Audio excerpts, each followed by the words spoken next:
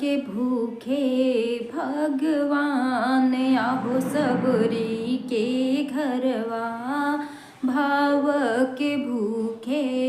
भगवान हो सबरी के घरमा, हो सबरी के घरमा, आहो सबरी के घरमा, हो सबरी के घरमा, आहो सबरी के घरमा, भाव के भूखे भगवान आहो सबरी के घरमा, भाव के भूखे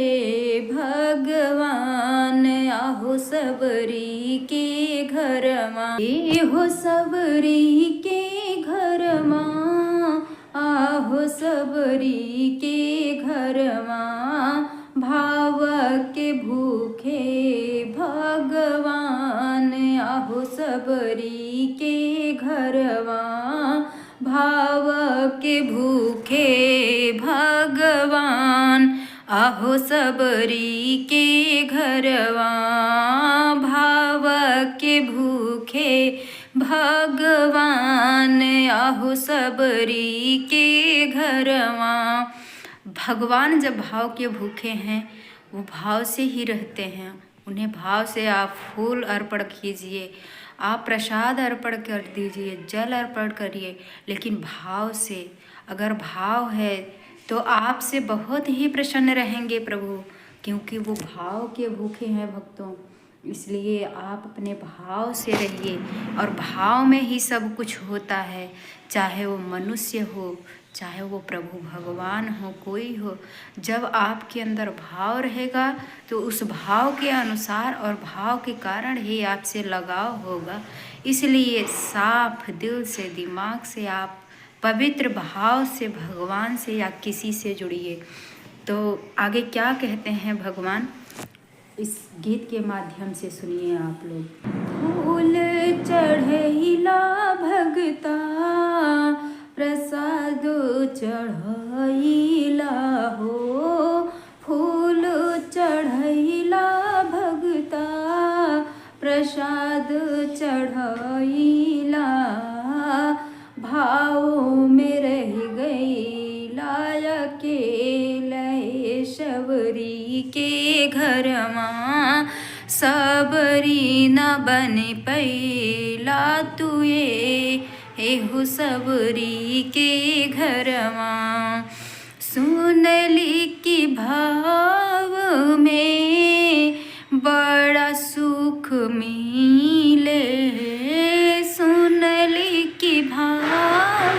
में बड़ा सुख मिले, भाव में ले भगवान आहो सबरी के घरवा, भाव में अइले भगवान आहो सबरी के घरवा। भाव से कैले पूजा पाठे हो भगता जी हमरे, भाव से कैले पूजा पाठे हो भगता जी हमरे, भावा में मिल गई ले भगवान हो रास्ता में हमके, मंदिर में गईली हम तो जप तप कैली हो, मंदिर में गईली हम तो जप तप कैनी हो, नाही मिली है प्रभु जी हमारे हो अब भाव के भूखल, भाव में मिल गई ले भगवान हो सबरी के घरमा, भाव के भूखे भगवान हो सबरी के घरवा। राम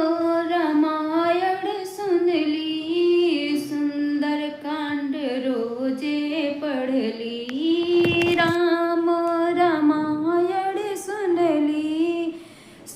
सुंदरकांड रोजे पढ़ली तब नाही खुश भइले भगवान